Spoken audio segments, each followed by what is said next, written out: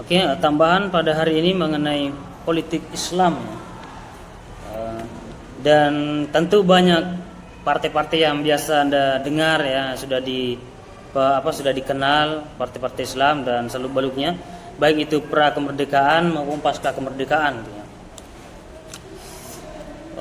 Tetapi pada prinsipnya bahwa ada kesadaran yang tumbuh pada tokoh-tokoh Muslim untuk menjalankan kekuasaan ya, ataukah tujuan tertentu yang memang kekuasaan itu sangat penting untuk dimiliki. Politik di sini dipahami sebagai satu policy ya, atau satu kebijakan. Maka politik dalam Islam itu sangat penting ya. Itu adalah suatu kebijakan yang mesti dipegang ya.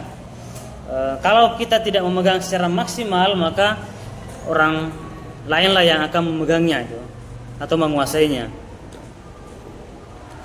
Kalau orang baik tidak masuk dalam partai politik atau tidak berpolitik, maka orang yang tidak baiklah yang akan menguasai segala urusan kehidupan dalam satu masyarakatan ya, atau bangsa. Nah, kalau misalnya dalam Islam memang dianggap bahwa politik itu merupakan proses pembentukan dan pembagian kekuasaan dalam masyarakat yang antara lain berwujud proses pembuatan keputusan, khususnya dalam negara. Misalnya kalau dalam istilah Arab itu disebut sebagai siasah ya. Jadi politik Islam itu dikenal sebagai siasah. Siasah artinya mengurusi umat. Jadi kalau ada partai politik hari ini yang menang misalnya, tapi tidak mengurusi umat, itulah tidak sesuai dengan tujuan daripada siasat tadi ya, atau politik Islam. Atau partai politik berasaskan Islam tapi tidak begitu mengurusi umat, hanya mengurusi beberapa orang saja di kelompoknya atau beberapa pendukungnya saja, itu tidak maksimal ya.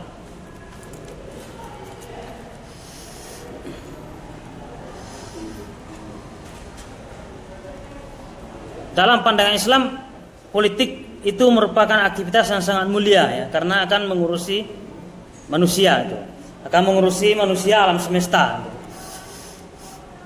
sesuai dengan petunjuk-petunjuk Tuhan atau petunjuk-petunjuk kitab suci.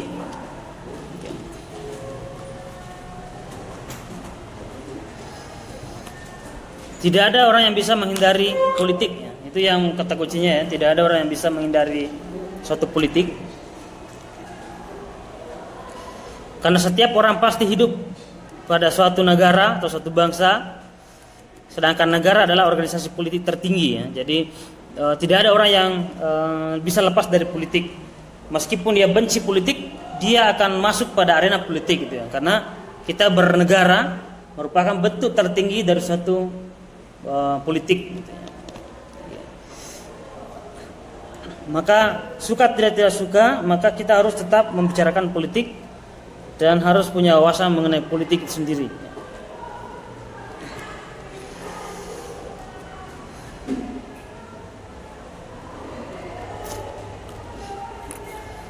Nah, kalau misalnya dalam tokoh-tokoh Muslim sendiri itu banyak yang besar itu karena kekuasaan politik ya.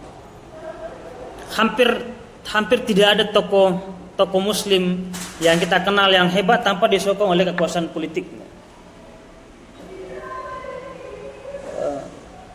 Siapa coba? Imam Ghazali itu mungkin saja di masanya ada pemikir yang hebat, lebih hebat mungkin dari Imam Ghazali, tapi tidak didukung oleh kekuasaan politik.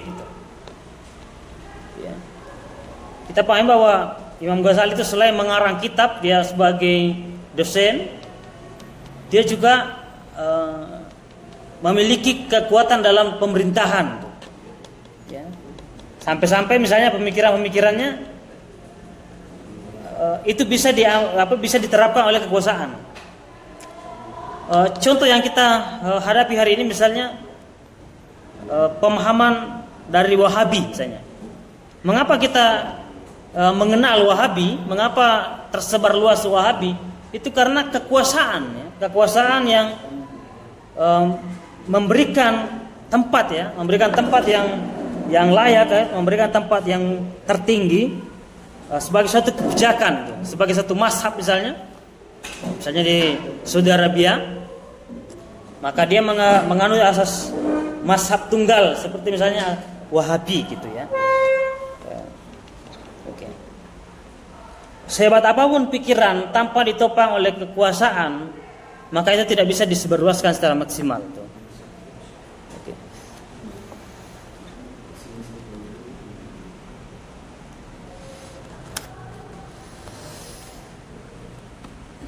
Imam Ghazali dalam satu ungkapannya dia mengatakan, memperjuangkan kebaikan ajaran agama dan mempunyai kekuasaan politik atau penguasa adalah saudara kembar ya. Artinya memperjuangkan kebaikan ajaran agama dan mempunyai kekuasaan politik itu merupakan saudara sesusuan ya. Kalau dalam istilah Ibn Rushd itu tidak bisa dipisahkan tuh, saudara kembar. Antara menguasai politik dan mengurusi agama itu dua hal yang sangat penting. Ya, itu pandangan-pandangan Imam Ghazali yang menginspirasi nanti tokoh-tokoh Muslim, politik Muslim selanjutnya, seperti misalnya Syekh Qutb, ya, Rashid Rida dan lain-lainnya, yang mereka memiliki pemikiran-pemikiran yang sangat mendunia, itu ya, karena memang dari para seniornya itu diberikan pemikiran-pemikiran yang lebih luas, itu ya, bahwa beragama itu tidak cukup hanya memahami persoalan-persoalan ibadah gitu ya, tapi juga harus ada kekuasaan. Kemudian selanjutnya dia katakan agama adalah dasar perjuangan, sedangkan penguasa kekuasaan politik adalah pengawal perjuangan. Jadi Imam Ghazali yang kita kenal sebagai seorang yang sofistik itu juga banyak menulis tentang kenegaraan ya, mengurusi tentang perpolitikan. Jadi Imam Ghazali bukan hanya tokoh sufi, bukan hanya tokoh filsuf, tapi juga negarawan ya, karena dia juga banyak berkecimpung pada dunia kekuasaan itu.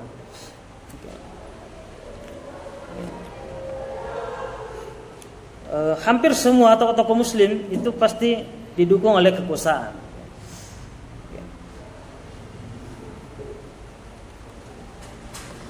Oke. Kemudian perjuangan yang tak didasari prinsip agama akan runtuh, dan perjuangan agama yang tak dikawal kekuasaan akan sia-sia ya. Sehebat apapun perjuangan agama itu tidak dikawal oleh kekuasaan, itu bisa dilumpuhkan.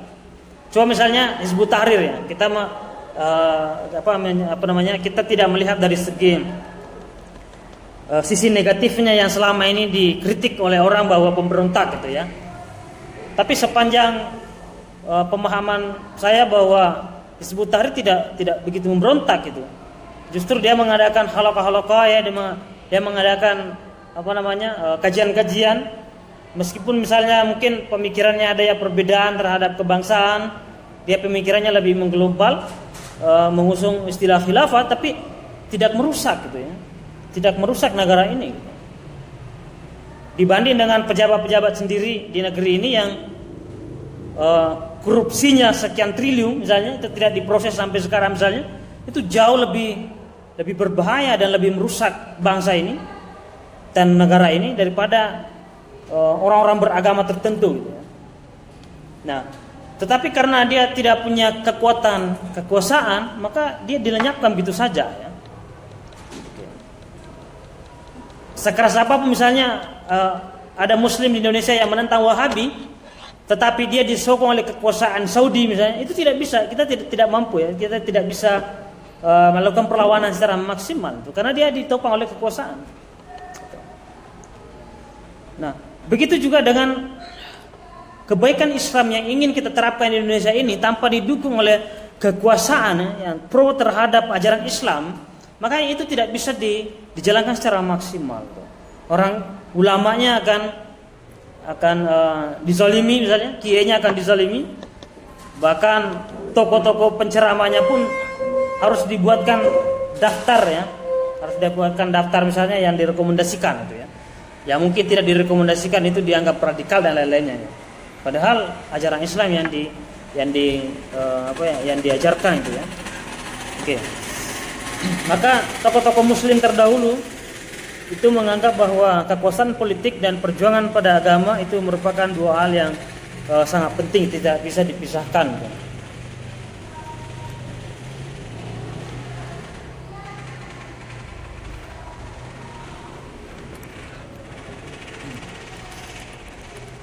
Nah, adapun mengenai manajemen dalam lembaga politik Islam seperti pembentukan kekuasaan dan pembagian kekuasaan, kemudian proses pembuatan keputusan dalam membuat keputusan, misalnya ada mekanismenya, itu merupakan bagian daripada manajemen ya.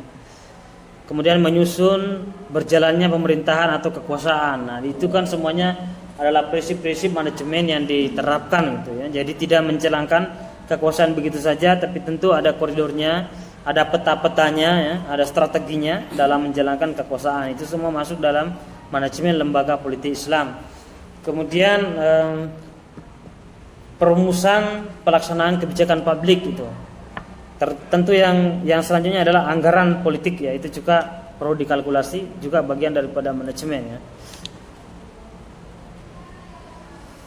Nah, manajemen ini diperlukan untuk kepentingan politik. Seorang penguasa politik tanpa menguasai manajemen itu tidak maksimal ya jalannya. Ya itu yang mungkin